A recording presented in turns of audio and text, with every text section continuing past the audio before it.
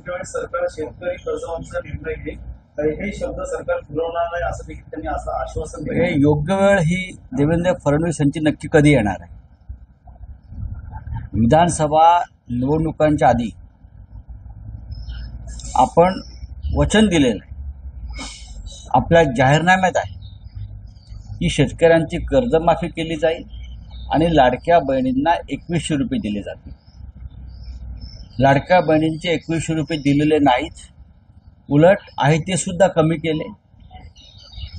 शेतकऱ्यांच्या कर्जमाफी संदर्भात आपण जाहीर भाषणं सुद्धा केली. आणि आता अजित पवार तुमचे अर्थमंत्री म्हणतात अशा प्रकारचा कोणतंही वचन आश्वासन दिलं नाही.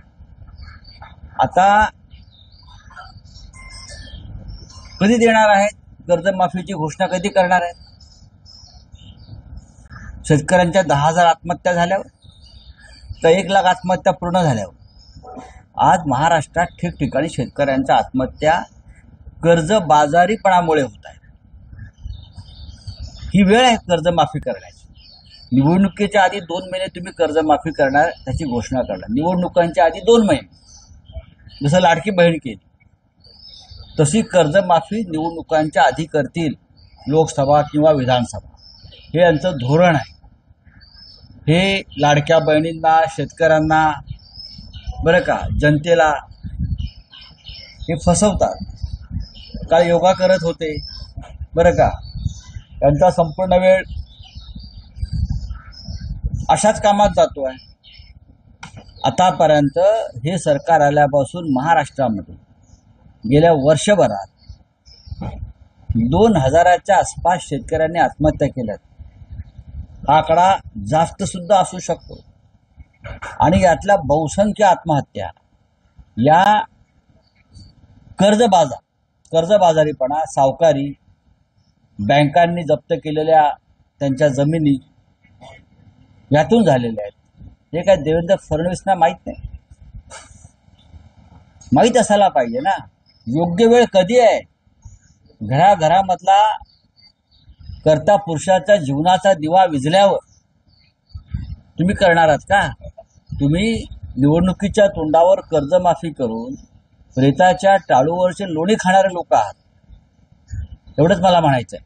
हा सर, एकीकडे माळेगाव सहकार साखर कारखान्याच्या निवडणुका सुरू आहेत. माझ्या पाटील पवार आणि सहकार क्षेत्रातील ज्येष्ठ नेते चंद्रराव तावडे यांच्यात मुख्य लढत सुरू झालेली आहे.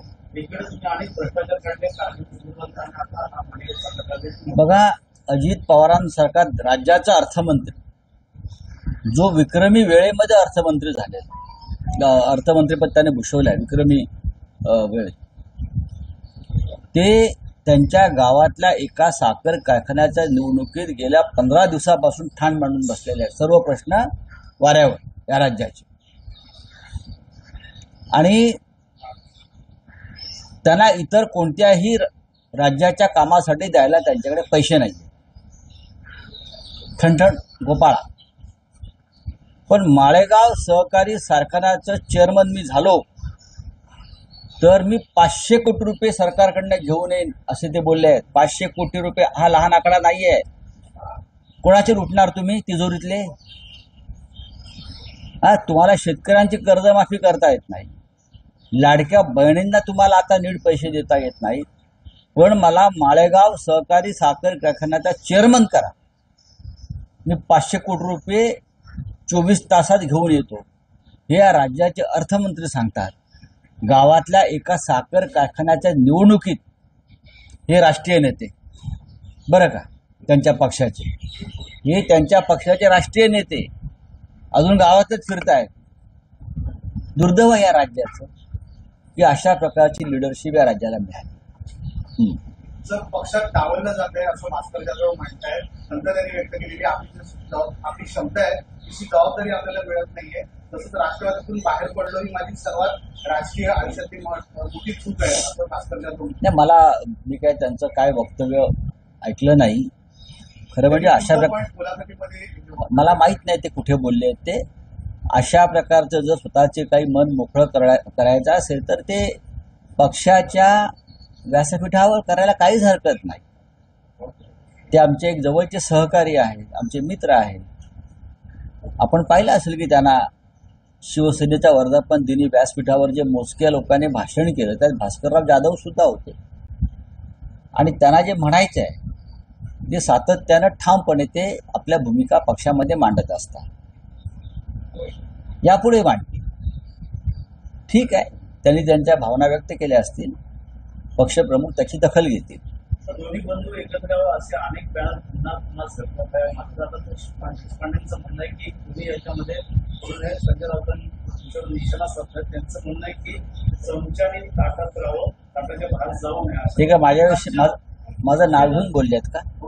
हा, बोलू द्या ना. प्रतिसाद देत असता, परंतु संस्थेच्या पहिल्या पहिल्या नेत्यांकडून मात्र विरोधाची भूमिका आतापर्यंत घेऊ द्या ना, काही हरकत नाही.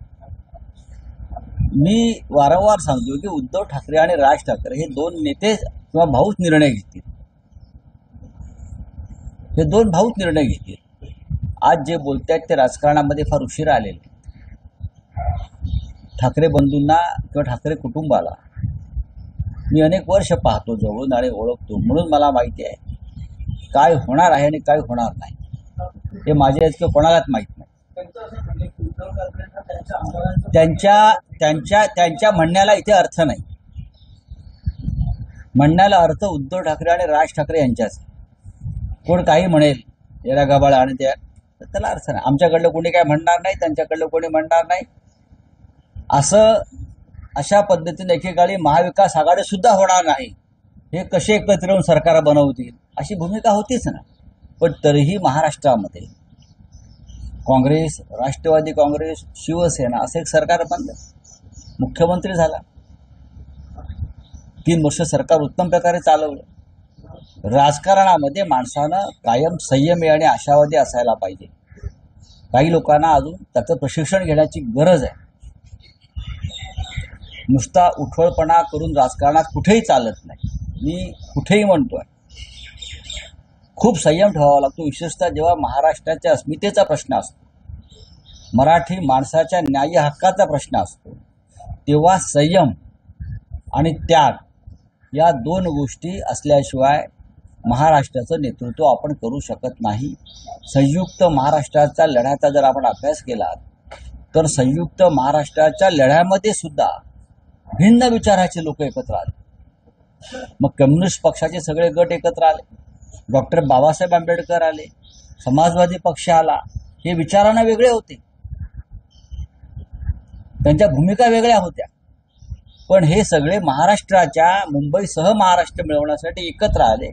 हा इतिहास राजकारणातल्या जे तरुण लोक आता येत आहेत त्यांनी थोडासा त्याचा अभ्यास करणं गरजेचं आहे. शहाजी बापू असतील, योगेश कदम असतील, त्यांचं देखील म्हणणं आहे की हे दोघं एकत्र येतात. अरे सोडून द्या, कोणाची नावं घेत? अरे सोडून द्या, काय हे काय राज्याचं राजकारण ठरवणार का? चला अरे सोडून द्या, तुम्हाला पण काय काम नाही, धंदे साले. बोला, हा बोले. अमेरिका ने ईरान की जगह पे हमला किया और आप किस तरीके से देखते हैं अमेरिका की तरफ से इस युद्ध में शामिल हो चुका है? बात ऐसी है कि अमेरिका युद्ध में क्यों शामिल हो गया? ईरान और इजराइल का झगड़ा चल रहा है, तो प्रेसिडेंट ट्रंप को कूदने की जरूरत क्या है? प्रेसिडेंट ट्रंप कूद भी गए हैं और ईरान पर बॉम्ब भी डाला है. जब हिंदुस्तान पाकिस्तान का संघर्ष चल रहा था तो यही मिस्टर ट्रंप है जिसने वॉर रुकवाया और वॉर रुकवाने का बार बार क्रेडिट ले रहा है. वो विश्व में शांति लाना चाहते हैं, उनको नोबेल प्राइज चाहिए, पीस नोबेल प्राइज. और इसीलिए पाकिस्तान के जनरल मुनीर को अपने व्हाइट हाउस में लगता है डिनर को बुलाया. हमारा वॉर आपने रुकवाया, लेकिन ईरान के पास परमाणु बॉम्ब है, ये बोलकर आप इजराइल के साथ खड़े हो गए और ईरान पर बॉम्ब डाल रहे हैं. तो मिस्टर ट्रंप हमारे साथ क्यों नहीं खड़े हो गए, हिंदुस्तान के साथ?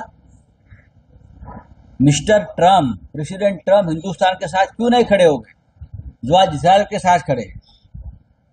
ये मोदी जी ने और उनकी सरकार ने सोचना चाहिए. आपको उल्लू बना रहे प्रेसिडेंट ट्रंप और उल्लू बन रहे आप. भारत की कोई भूमिका है? भारत की देखिए, मोदी जी की कोई भूमिका हो ही नहीं सकती. इस सरकार को कोई विदेश नीति नहीं है. बस घूमते रहो, तालियां बजाओ, न्यूयॉर्क में जाकर ये करो, कनाडा में जाकर फोटो खींचो। कोई विदेश नीति नहीं है। पहली बार 10 साल में इस सरकार को या देश का कोई विदेश नीति, कोई भूमिका ही नहीं है। देश विश्व में इतने बड़े बड़ी बातें हो रही हैं, लेकिन देश को, हमारे हिंदुस्तान को कोई पूछ नहीं रहा है। प्रेसिडेंट ट्रम्प तो पूछता ही नहीं है। मैंने कहा ना, हमारा वॉर रुकवा दिया। हम जीत रहे थे, हम पाकिस्तान के ऊपर विजय प्राप्त करने जा रहे थे, हमारी सेना, तो हमको रुकवा दिया। और यही प्रेसिडेंट ट्रम्प इजराइल के साथ खड़ा है और ईरान पर बॉम्ब डाल रहा है। ठीक है, रणनीति हम मान सकते किस तरीके का हमारा बात ऊपर से पाकिस्तान को बुलाया जा रहा है, डिनर करवाया जा रहा है। नहीं, प्रेसिडेंट देखिए, प्रेसिडेंट ट्रम्प मोदी को चाहता नहीं है। प्रेसिडेंट ट्रम्प का हिंदुस्तान के साथ कोई झगड़ा नहीं हो सकता, लेकिन प्रेसिडेंट ट्रम्प या अमेरिकाई सरकार को चाहती नहीं है, ऐसा लगता है मुझे। चलिए, अमित शाह का पहला हाँ, सोनिया गांधी ने आर्टिकल लिखा है जिसमें कहा गया है कि भारत ईरान का पुराने समय से दोष रहा है और ऐसे में इस तरीके की कुछ भी ईरान के लिए देखिए, देश को एक भूमिका, एक दिशा होनी चाहिए विदेश नीति के बारे में। जब से मोदी जी आए हैं, तब से इस देश को या हमारे की कोई विदेश नीति नहीं है, कोई फॉरेन पॉलिसी नहीं है, कोई फॉरेन पॉलिसी नहीं। बस घूम रहे हैं। देश की तिजोरी का पैसा खर्चा हो रहा है 200 देशों में, अब तक 500 करोड़ खर्चा हो गया है। मोदी जी घूम रहे हैं, बस फोटो निकाल रहे हैं, वीडियो क्लिप निकाल रहे हैं, रील्स हो रहे हैं, लेकिन विदेश नीति क्या है? हमारी ईरान और इजराइल का जो युद्ध चल रहा है, उसमें हमारी भूमिका क्या है? रशिया और यूक्रेन का युद्ध चल रहा है, हमारी भूमिका क्या है?